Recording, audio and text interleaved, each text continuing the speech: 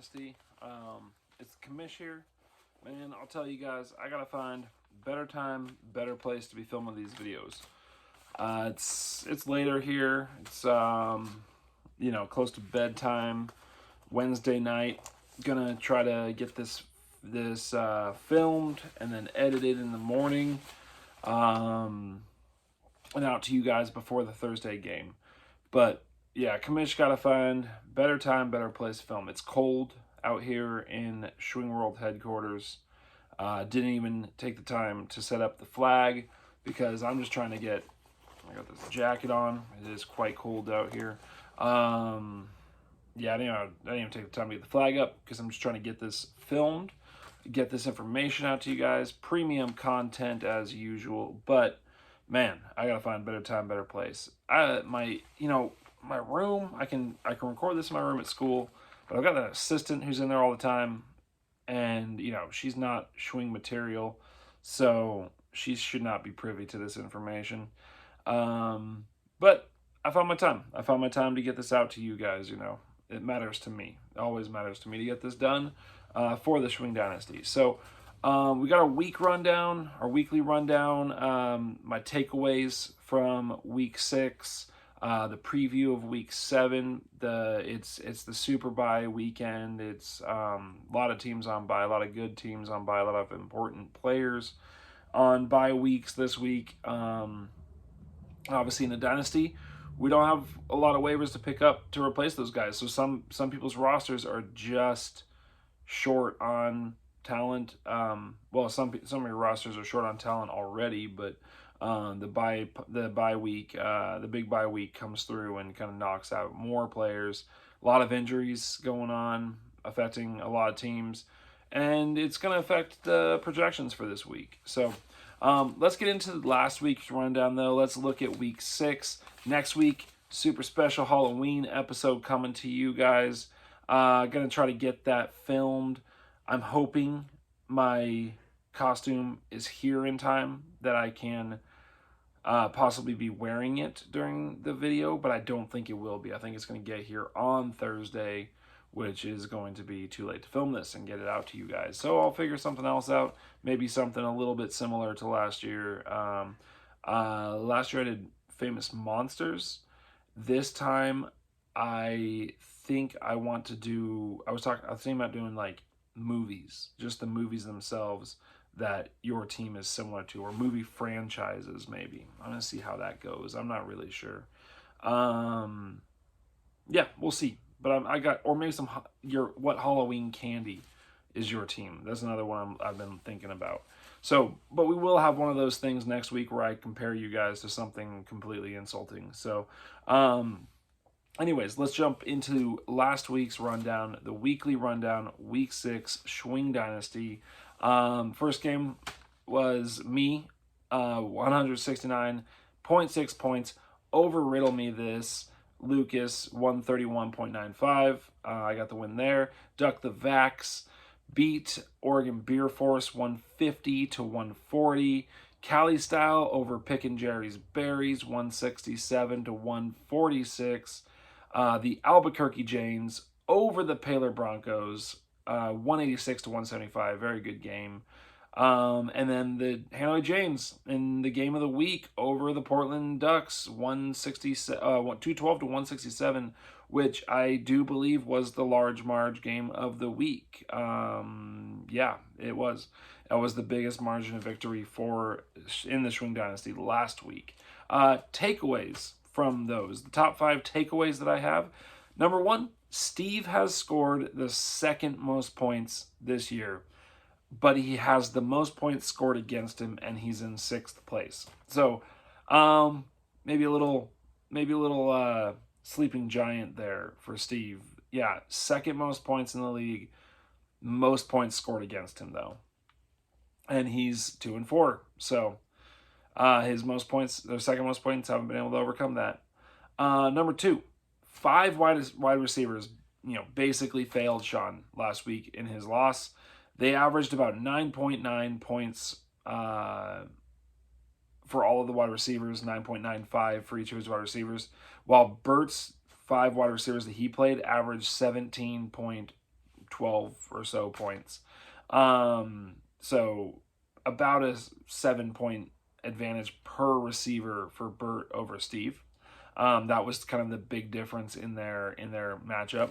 Number 3, Khalil Herbert outscored Antonio Gibson 23.95, basically 24 points to basically 9 points, to help me beat Lucas in the ultimate karma moment for premature shit talking on Lucas's part about our trade.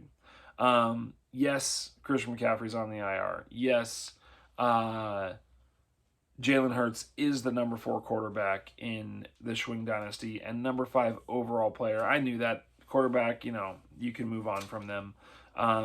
There's not a huge, even when they're like top 5 over top 10 is not a huge difference, and you can always find a guy to play there. But premature shit talking on his part right before Khalil Herbert, my personal MVP, came through with the victory.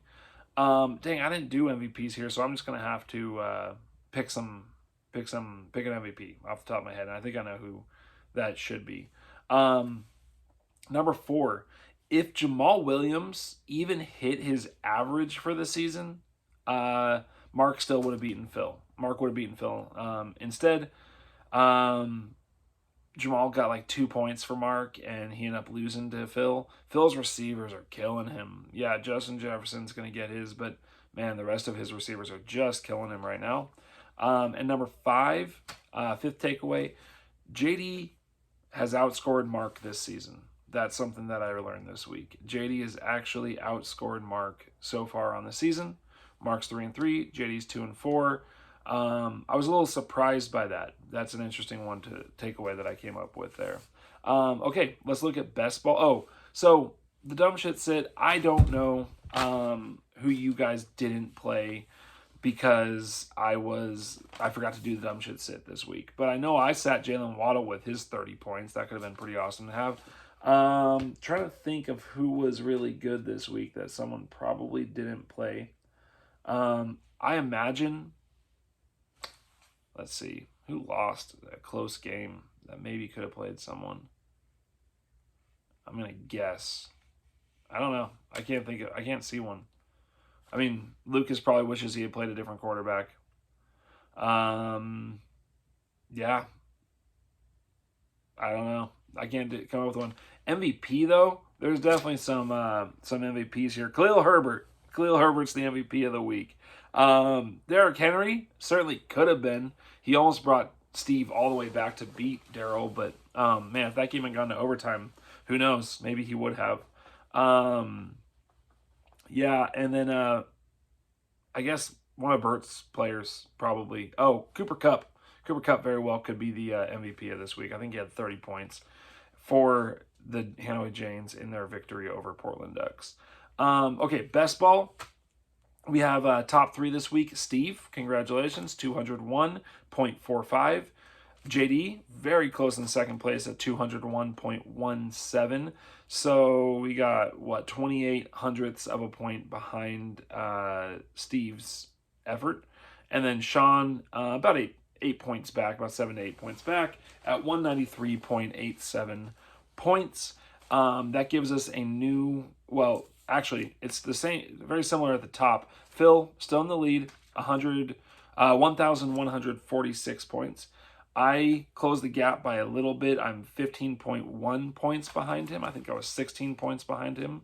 Yeah, I think I beat him by about 0.8 points this week or something like that. Darryl is in third, 22 points back. JD, 24 points back. Lucas, 45 points back. Bert, 61 back. Sean, 95 back. Start to open up a little more gap here. Steve, 124 back.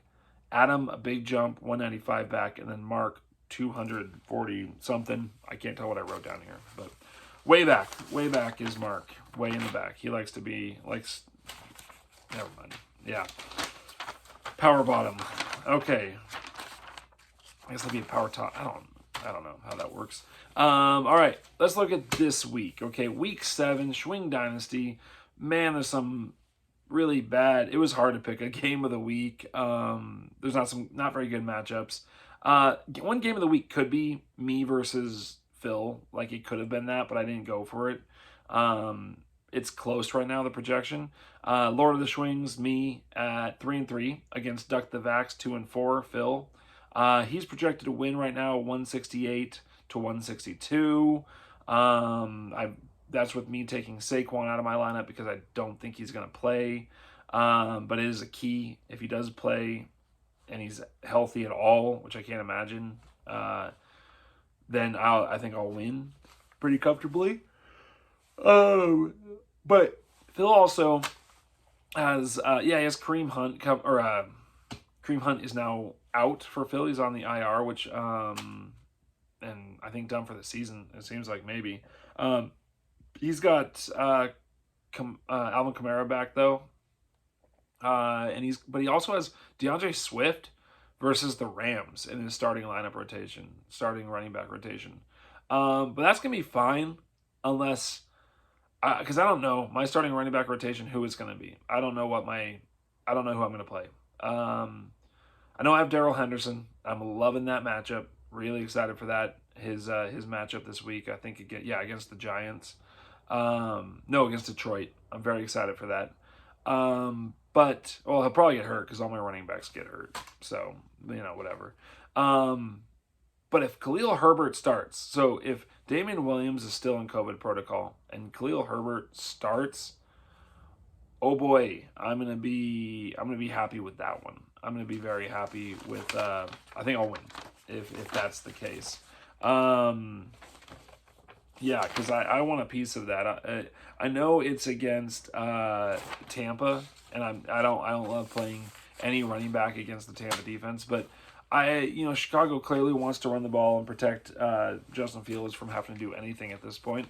So that is a big key. Damian Williams plays. If Damian Williams plays, which means Khalil Herbert will not be the focus, and Saquon doesn't play, Phil wins. And I think that's probably what's going to happen. I think Damian Williams will clear COVID protocols and he'll play, which hurts me with Khalil Herbert. I don't know if I'll have to play Demetric Felton at running back. Oh my God. A team with David Montgomery, Christian McCaffrey, Saquon Barkley, Darrell Henderson, having a great year. Even Devin Singletary, who's on bye, and I have to start possibly Demetric Felton. Great at UCLA. My goodness, that's not good. So I got Phil winning this matchup. Next game I'm looking at the Janes, Hanoi Janes, 5-1 versus Cali Style 2-4. The Janes are heavily favored, 177 and change to about 130, almost 133. The keys for this game are that I can't see JD winning it. I don't see a road to the win. Well, no. I did write down one possibility. The way that because Burt has Dalvin Cook on bye, he's still got Aaron Jones, but because the Vikings are on a bye, I see a route because Burt's playing Mike Davis as a starting running back, and he's got Miles Sanders in his flex. I could see those two getting nothing. And if that happens, plus Cordero Patterson has a big game for JD, I could see the upset happening in that route. Cordero Patterson would have to, I would guess, score about 27 points. Mike Davis and Miles Sanders combine for fewer than 20 points. Maybe 25 points. If that happens, I could see it. If that happens, I could see a potential upset here. But I'm picking Burt. I don't think it'll be that big of a difference, although I do like what they're doing with Corduroy there down in Atlanta. It's pretty amazing how they're finally tapping into what he can be. So I got Burt winning that game. All right, next game, Albuquerque Janes against Pick and Jerry's Berries. Another game that I don't, the Janes are 4-2, Pickin is 2-4. The projection right now, again, heavily favors Albuquerque Janes. It's right now about 175 to about 140. 35-point spread. The KC at Tennessee matchup does not bode well for Adam in this one. I think Daryl's going to cruise in that matchup. Tyreek and Mahomes. And on Adams' best hope is Brandon Ayuk and Kenny Galladay. I mean, I don't even know if Kenny G's going to play. Ayuk. I mean, these guys, with Adams' current projection, these guys are each projected for over 10 points. That hasn't happened a lot this year. So the Jays are going to win this. I don't see a big route to Adam. Many pathways for Adam winning this game. So I got the Jays winning that one. Next game also could have been game of the week. It isn't. That I'm not putting Sean game of the week 3 weeks in a row.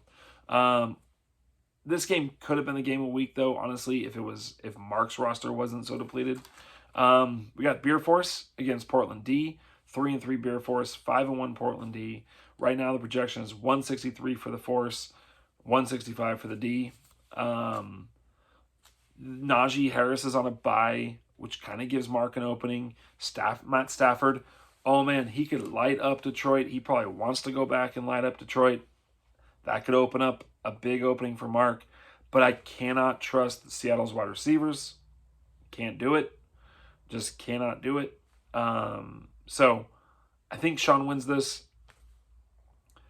If Geno Smith can get anything going to Seattle's wide receivers, then maybe Mark's the pick here.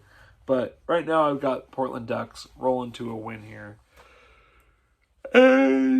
Probably maintaining first place. I don't think it's close enough to catch him by any means. But it's close projection right now. And if Sean's team performs like last week, minus Najee, counting on Javonte Williams, but the projection is only 10 points for Williams.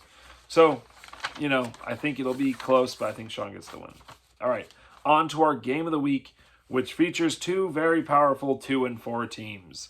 That's right. Our game of the week is 2-4 teams. Riddle me this at 2-4. Baylor Broncos at 2-4.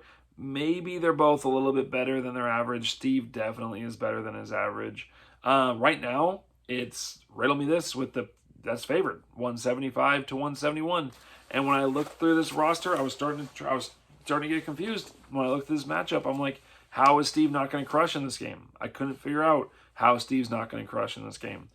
Sure, quarterback. That matchup, Jalen Hurts at Las Vegas for Lucas, 27 points projected. Against Sam Darnold at New York Giants. You like that New York Giants matchup. They have a decent defense. He's getting about 23 points. Herbert's on a bye for Lucas, but oh well, he gets to put in the number 4 quarterback.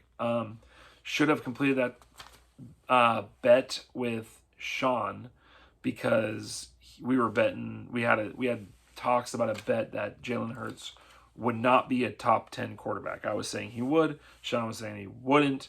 And right now he's sitting at number 4 and the 5th overall player in Chewing Dynasty. So, yeah, Lucas doesn't have Herbert this week. He's on a bye. He gets to put in the number 4 quarterback. Pretty awesome. So I have that favoring Lucas for sure. Running back, I don't know, man. This is a weird matchup. You got Antonio Gibson beat up, shin problems. Maybe Jarrett Patterson is actually my starting running back if we find out that Gibson can't go. They're at Green Bay, a defense that you don't feel terrible about teams running on. 17 points projected right now. Leonard Fournette, man, what a surprise. Great season so far. At Chicago, though, a little rough, but still 20 points, almost 21 points projected. On the other side, you got Steve's running back crew, which has been good. Eckler wasn't great last week, but Eckler and Derrick Henry. He's got Derrick Henry at KC projected for 26 points. Just tack on 6 points at least to whatever Derrick Henry is projected right now. Tack on at least 6 points. Number 1 running back in fantasy football right now. Averaging 3 touchdowns per game. On pace for something like 2,200 rushing yards and 28 touchdowns. Is it 28? It might even be more than that. My God. I mean, it's insane what he is doing right now. He is so good. But then Steve's second running back is Trey Sermon, guy who's had 10 points a couple times, 0 points other times, 1 point, 3 points, 10 points, projected for 4 points right now. This is a weird running back matchup. If Gibson plays, I would heavily favor Lucas on this one, but right now, it's big question marks for me. Just Derrick Henry alone could be the winner of this running back matchup. So I have question marks here. I didn't pick a winner in this positional matchup, but it could be Derrick Henry all day. Wide receivers, Lucas, Mike Evans, Jacoby Myers, Marcus Callaway. Projected for about 43 points, but this is a suspect group. Mike Evans, up and down. I mean, receivers are inconsistent. Mike Evans is super inconsistent. 20 points, 16 points, 4 points, 7 points. Jacoby Myers, projected for 16 points. I don't think he's hit it this year. Hasn't been great this year. Yeah, they're playing the Jets, but, you know. And then Marcus Callaway, 11 points. I don't trust these projections. On Steve's side, Devontae Adams, 24 points. Cortland Sutton, 14 points. Renfrow, 12 points. Renfrow is good for PPR. He'll get 10 points. I trust him to get close to his amount. Cortland Sutton, if he's healthy, maybe this is a good play. But Devontae Adams sure as hell is, and Steve wins the wide receiver matchup. Steve crushes in the tight end matchup of Travis Kelce versus Jonnu Smith. It's clear Hunter Henry is the preferred weapon in that offense right now over Jonnu Smith. Steve is crushing with Kelce. So, yeah. So I'm looking at this, I'm like, okay, I feel like very confident in Steve for wide receiver and tight end. I feel confident in Lucas for quarterback, but quarterback differences don't tend to be very big. So why isn't Steve projected to win this? Well, the flex. The flex is the key here. Right now, Lucas has Chuba Hubbard, and Calvin Ridley projected at 18.8 and 17 points respectively. So 35 points projected between them. Meanwhile, Steve has the law firm of Donovan Peoples-Jones at 9.86 and Robbie Anderson at 11.3. Robbie Anderson has been very disappointing. Very, very disappointing this year compared to what he was doing last year. DJ Moore is clearly the dude there. Really has taken a step forward. Right now, the projection in this flex battle is 35-21. If Steve is within 5 in that flex battle, he will win. But I don't think he will be. And I'm picking, even though it's not an upset projection, Lucas is projected for more points. Based on results so far this season, it's an upset to me. Picking Lucas to win this one based on the power of his flex. Lucas is always flexing hard. So, that's it. That's week 7 projection. Coming back at you guys next week with a Halloween spooktacular video. And I'll decide whether I'm doing what movie series or movies match your team, or what Halloween candy. I think I'm going to go with that one. The Halloween candy. What matches you guys. So, I might have already done candy for you guys one time. I don't know. Oh well. Popular trick-or-treating candy. I think that's what it's going to be. Okay. Ooh, costumes. That's another one. What costume describes your team? Oh, I got some thinking to do, fellas. All right. Okay. 24 minutes. Not too bad. Now I can go to sleep. All right. There we go. Peace out, guys. Love you.